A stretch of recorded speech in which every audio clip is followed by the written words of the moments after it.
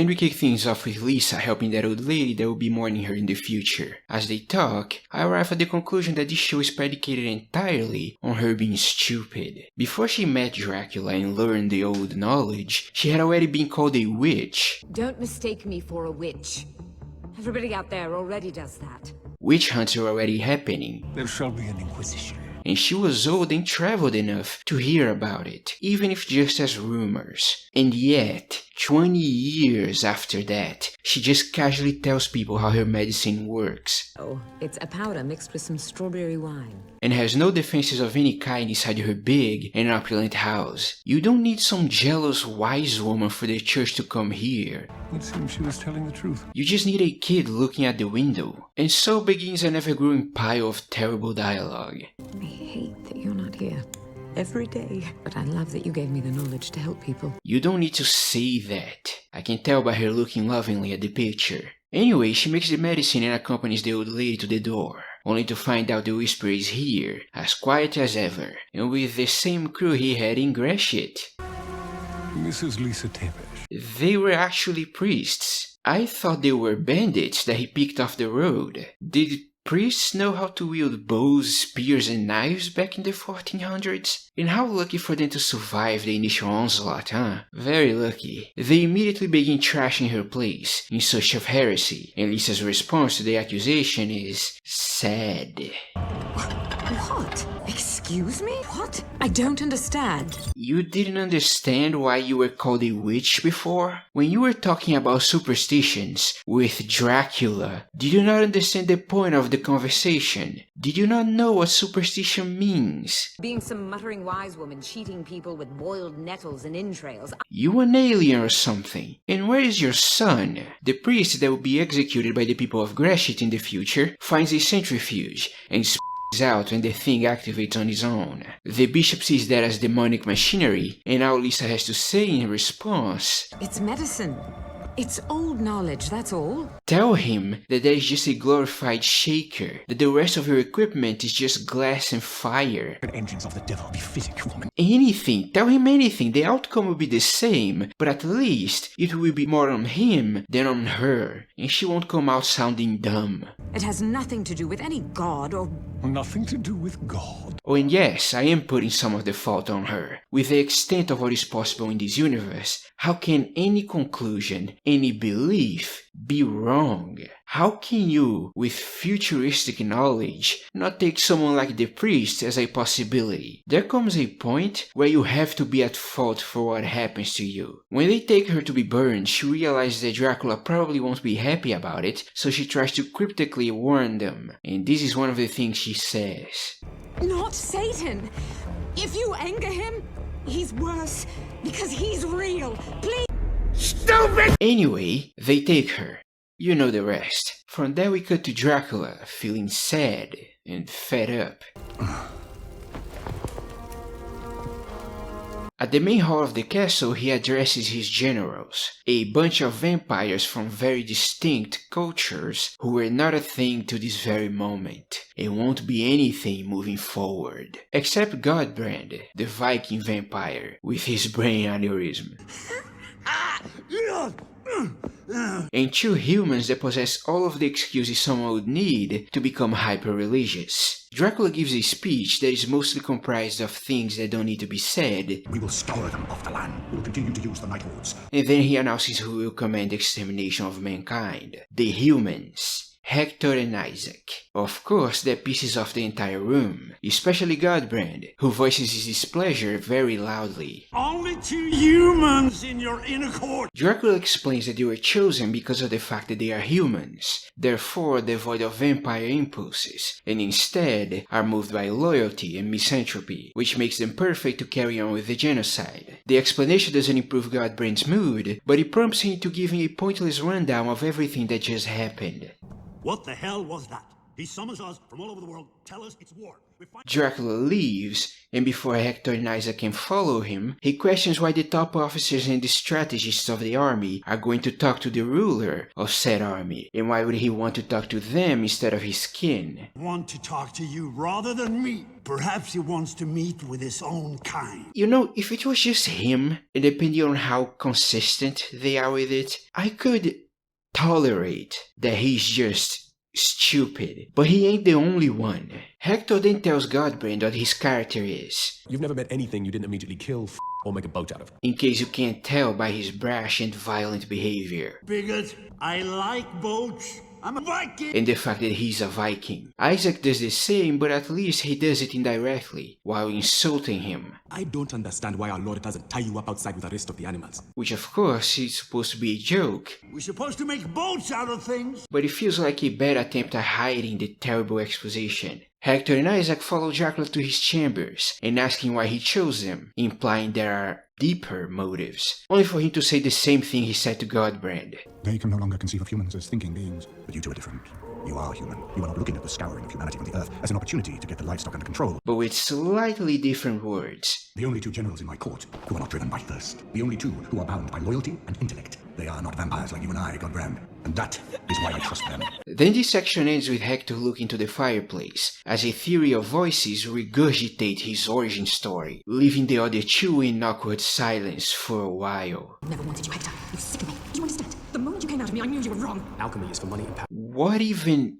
You know what? Let's leave it for later. We then cut to Greshit. It is saved, and we skipped the whole thing. We don't get to see the trio fighting together, we don't get to see Alucard meet the speakers, we don't get to see the entire city dead as it should be. We just jumped through all of it. That is just great. Cypher and Trevor watch as the rest of the speakers leave to help other towns. She is obviously sad about it, so Trevor tries to comfort her by regurgitating both of their characters. He tells her they will be fine. She tells him that is not why she's worried. That's a alright interaction. He tells her she's actually worried about herself because she's never been without them, but she knows that, so there is no point in saying it. She says bluntly that she is frustrated because they will be in danger and she is more scared of being alone. Maybe we could have built that slowly over the episodes. Have her realize it instead of vomiting it. Maybe even connect that to someone else that is going to be feeling quite alone soon enough. And finally, he says nothing in return, which annoys her, so he tries to save face by bluntly explaining his loner life. I learned to travel alone early in life. Maybe I just got too used to it. She's not impressed, so they leave. What are the odds of every character with a speaking role suffering from severe oversharing? I'm not asking for dungeon master levels of cryptic. To find it, you must first become lost. But you can leave something for me to figure out. I don't need you to tell me how they feel, show me. Let me think about it. Yes, I might get it wrong, but that is the fun. That is a big part of the engagement. You give pieces of your world building, of your characters, and I get to think how they influence one another. I get to deduce how you weaved your story. If I am right or wrong is irrelevant. It just needs to be cohesive. So anyway, they go off somewhere. Meanwhile, Alucard is in a broken down house explaining to himself the predicament he's in and how he feels about it. Alucard, they called me. The opposite of you. Mother never liked that. Wait, who are they? Are they in the room with us? So they knew you are a vampire. Were they vampires? Choosing to be Alucard of Wallachia, the name of my mother's people. Okay, but what people? The villagers of Lupo? That old lady didn't even know your mother was married. Are you Mr. Tepish? She talked about you. They had to know the identity of your father, but wasn't your father supposed to be a myth? But also an old house, but also a voivode of a lake in real life. Who the hell calls you Alucard? And where were you when your mother was taken? I want answers! Anyway, the shadows of Trevor and Cypher arrive, not saying anything, but Alucard takes that as his cue. It is time to hunt Dracula. And so we begin again. We then cut to Hector playing with his undead pug. Time to create some contrivances. Godbrand shows up wanting to apologize for his behavior and better explain his worries. He believes the war is too unfocused and that it could be done better. I agree. Hector as well, because he might be a misanthrope, but he's not heartless, which could have been demonstrated with a look, few words, and his visible fondness for his creations. But of course we can't do that. I don't love the rest of humanity. I don't want to share a world with them, but the suffering. Implying, finally, that you'd rather it be swift, right? Interesting. At the end of the day, this scene only serves to vomit more exposition, including where the demons are coming from. Hector is a forge master. He imbues his unique hammer with magic, then uses it on dead bodies to bring forth demons from hell. The Devil Forge Master at work again, raising the dead. Oh look, vampires bring some bodies for Hector to work with, and the bishop is among them. Man, he was an insane guy, wasn't he? Clearly, who could possibly think like that? What an awful man. So he, and as implied surprisingly Isaac, if there are any left, take them to Isaac, can bring the dead back to a sort of life. Do they choose the shape of the demons? Is it random? Because they tend to be bigger than the bodies they come from. So can they create mass from nothing, or are they sucking it out of hell in the form of energy? Can he not bring back the body parts from the people that he only raises? What is the limit of the abilities and size demons can have? I mean, I'm just curious, because you could, on paper, make an entire army of big, flying, fire-shooting demons and have them do flybys through the whole of Europe. That would be faster. So fast, in fact, you wouldn't even need vampire generals. It wouldn't be a war, just a massacre. Lots of questions have been born from this scene. I hope they are answered. Suddenly, Dracula begins moving the castle. He's moving the castle again. You don't say! For the castle to teleport, Dracula makes a sign towards a icosahedron, and it moves, causing a massive gush of air on the way out and a powerful impact on the way in, one that kills wildlife in the near vicinity. No pillar of fire this time. I'm sure they will explain all of it. I'm sure. As it turns out, Trevor and Cypher had an entire conversation before meeting Alucard. It was mostly comedic, centered around stretching the Trevor not knowing how to be nice joke, which is fine. What is not fine is this. Most of these stories you've told me in the last few days about you arriving somewhere, and then you've told me in the last few days, I'm sorry, how long has it been since they found Alucard? Is this not the next day? A lot can happen in a few days, you know? Like a massive battle where your characters can interact with each other, generate conflict or understanding. That can be useful. Why would you skip that beyond the fact that there is no way Greshit survived? What a terrible decision. They arrive at the broken down house and Cypher asks Alucard about what they should do next. Alucard responds by asking about the speakers. He then comforts Cypher, which she uses as an example of being nice, while Trevor goes to grab a drink. See? Are you incapable of speaking like a normal person? Cypher then asks if the legends are true. Can Dracula's castle truly move? He confirms it, but he doesn't know how it works, so we don't seem to have a plan. Except Trevor has an idea, to go back to the Belmont household and find their bunker, as it is filled with hundreds of years worth of supernatural knowledge. Of course, there's a bit of a long shot, but Trevor is willing to go with it, because he doesn't really know the extent of what is down there. And even if he did, he doesn't really know how to use it. But Alucard and Cypher can do something without that knowledge. If there are solutions to the problems of finding and killing Dracula, they are in the hold. This could have been a massive character moment between them, especially for Trevor. He's trusting what little is left of his family's existence to choose strangers, one of which is a vampire. But we haven't really done anything beyond that entire stupid fight in the catacombs, and skipping a battle's worth of characterization. So this scene just feels like wasted opportunity, laced with meaningless fluff. But the value of the old house wasn't the house itself.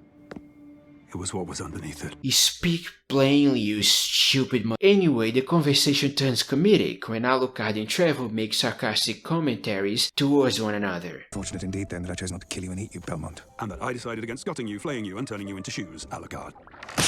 Alucard should have massacred you. I'm not giving this show a pass because it's animated, or because it's fantasy. Humans in this universe are about as strong and fast as in real life. Trevor is athletic, but that is about it. He should be dead. Anyway, off they go to the Belmont household. We, on the other hand, go back to Dracula's castle, where his generals are bickering about which course of action they should take. Dracula will decide, not you. You do not question my loyalty. The more they act like they are fighting a war with limited resources, the more it pisses me off. Just make flying demons. The only weapon humanity has at this point that can be widely distributed and present a threat are bows. Get on with it. Before Dracula can interrupt the discussion where only 2 people actually speak, I'll kill you first. All I'm saying is that our and 3 are actually named, a feminist enters the castle. It's Carmilla. We waste quite a bit of time introducing someone who is just as plain and stupid as every other vampire in the room. I am Carmilla. My lord. She introduces herself to a bunch of people that already know her and explains her absence, in spite of receiving the call. Your presence was requested some time ago. She believed they wouldn't need her for anything until their forces were stopped at Greshit, so now she wants to help by questioning why Dracula didn't turn Lisa into a vampire, questioning if she was just a pet. You married, you had a child, and yet you did not make her a vampire. Why was that? Were you simply keeping a human pet?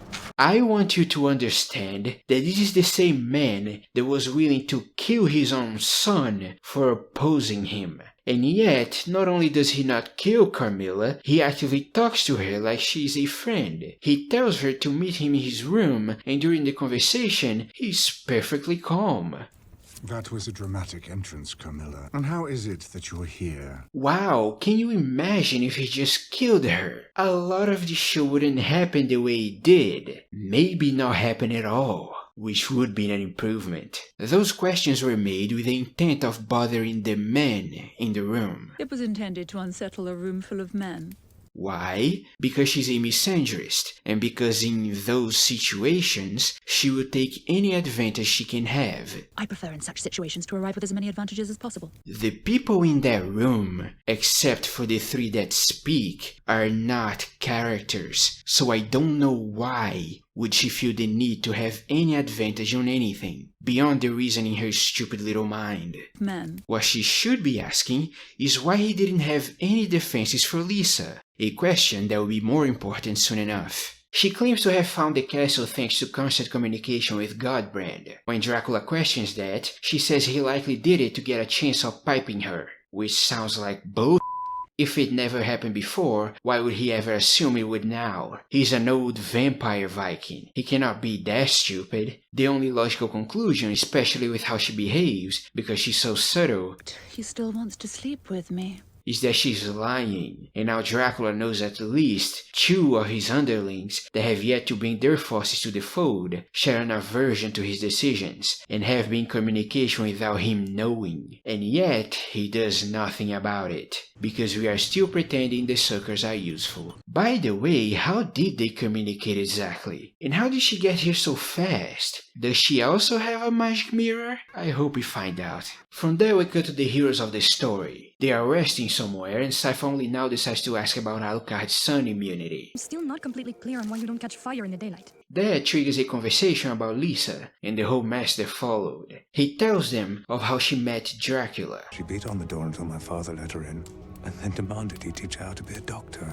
No, she knocked twice, told him her goals, and the conversation sort of rolled into a proposition. She didn't demand anything. My father, Dracula, is a man of science, a philosopher, a scholar, and knows things our society forgotten 3 times over. Do you still not understand the enormity of what we're doing? He's gone mad, and from that, there is no recovering him. Hey, see, you can do reasonable exposition. He could have changed the world. I think he might have, if Mother hadn't died.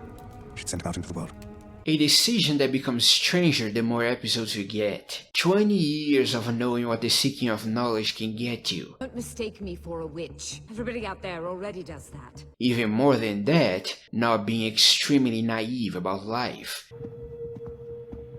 Clearly, what she wants to do will not be seen as a good thing by the majority of the population, and yet she sent him away without any means of maintaining communication. How about we leave the traveling for later? Way later. Or at the very least, we leave someone to guard her. Maybe some half-vampire that could easily clean a room filled with knights. Imagine if he could have aimed all that knowledge at improving lives. If the religious inquisition hadn't proved true all of his worst instincts about humans. In stories like The Witcher, where magic is only accessible by a very small amount of people that need to be born with the ability to use it, where the progress of civilization directly affects the supernatural and separates it from the common folk, people arriving at these types of conclusions is perfectly reasonable. How can you possibly act like they proved anything worse to him than what he proved to them? Again, the guts of hell. And now he's going to use her death as an excuse to destroy the world. Well, the world will still be here, Batman.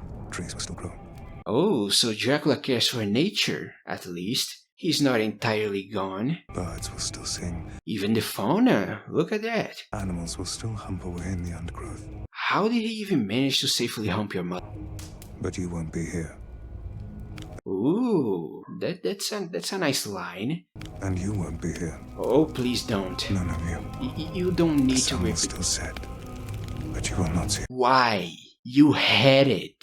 The line was there. The impact was there. The implications were there. But you had to vomit the whole thing, didn't you? He writes in great books, you know. And he writes plans, I've seen them. Ideas for darkening clouds and making them as permanent in the air as the frost of the north. He writes in books that he made back in his Impaler days or books that he made recently. It's strange flying machines that pull shrouds across the sky to block out the sun. Also, trees won't grow, birds won't sing, and animals will not hump anywhere. Imagine it. Did he make those plans recently, or he had them back in the day? If they are recent, are we actually just retconning what happened in the last season? Because you weren't there to see it. Dracula teleported from Lupo to the castle and did his showmanship the same day Lisa died. You got slashed right after that and needed a whole year to heal. How could you possibly be aware of anything done recently? Like the War Council, for example. And his War Council and the Hordes of the Night. Unless he just had them for a long time. At which point, for what? Him alone can destroy an army. But if the plans are old, what stopped him? Satan? We could share this world. You and I. He clearly can make those machines, so what was the holdup? A world without humans. Don't go around establishing things you can't support. And know that he did his work well. No, he did not. Suddenly noise comes from the undergrowth. Some demons are making their way to another town, so the crew decides to intervene. It is about as hype as you can pretend it is. Alucard alone should be able to get it done, so there isn't really much to talk about here that I haven't already. They could not be bothered to think about that. But I have to draw attention to a few things. First, Alucard can set his sword on blue fire. Apparently that one-shots demons. I did not even remember he could do it. That's how little this is going to come back up. It one-shots demons. What even is it? Second, how conveniently slow their fireballs are, huh? Very convenient. Third, Sypha can manipulate flames that aren't of her own making. She really is the Avatar.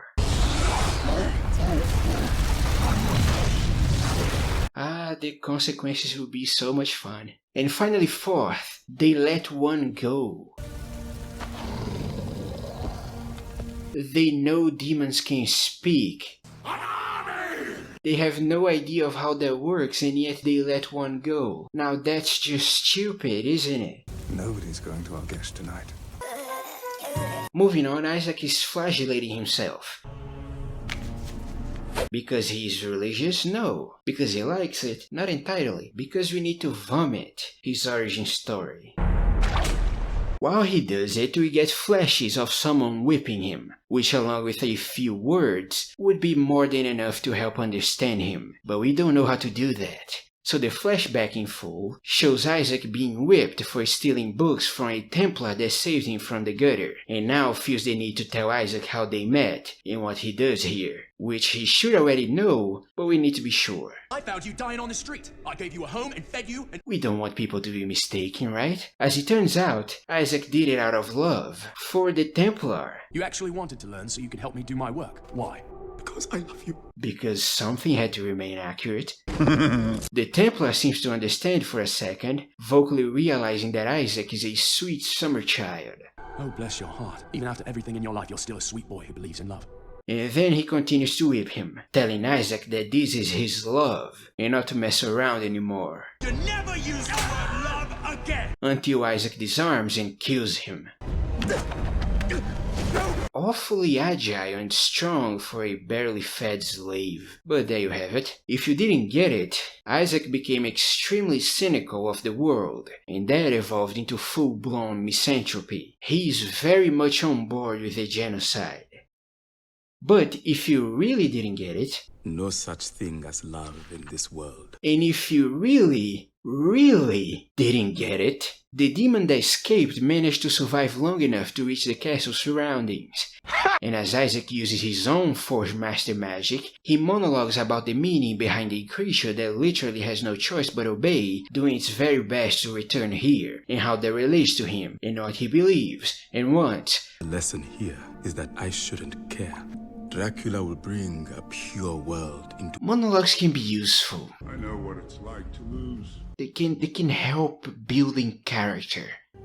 What can I say to you? But this is just the whole thing. Everything you could have explored and developed through the season is just dropped here. This random vomit of information nobody in universe asked. It's lazy. You can't just have your characters announce how they feel!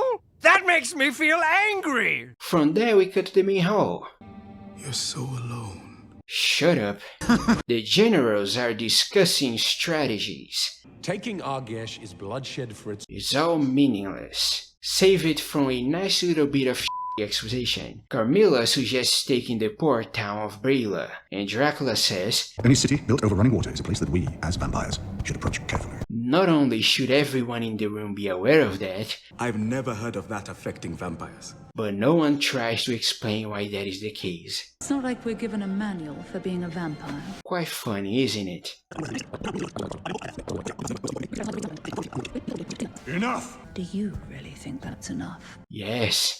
Too much even. Based on the proximity of the town that was to be attacked, to Greshit, the fact that they, whoever they are, believe Alucard sleeps there, and the presence of a Belmont in the city, Isaac concludes they work together to stop the invasion. We believe our Lord Son Alucard and the Belmont may have worked together to repel our forces at Greshit. Fantastic work, Sherlock, as always. How did you know about Alucard? Why didn't you finish him off then? To heal the wounds dealt by my father. How could you possibly find out about Trevor when your forces amount to vampires that don't participate in battles and demons that mostly don't speak? How could you possibly be aware of anything? Let me see the script. You couldn't. That is the answer. Obviously, if there is a Belmont involved, we should at least send someone to investigate their house. Carmilla is the one to suggest that, and Godbrand, the excuse Warren Ellis needs to create pointless dialogue, questions it. Perhaps on the general notion that the Belmonts hunted the likes of us. You just need to say it's logical, because it is the logical thing to do, you bint. This is your war council, my lord? First of all, why are you smiling? People can see it. Second of all, why are you excluding yourself from the stupid list, honey? The only logical strategy is aerial bombardment. I have yet to see you suggest that, you absolute retard.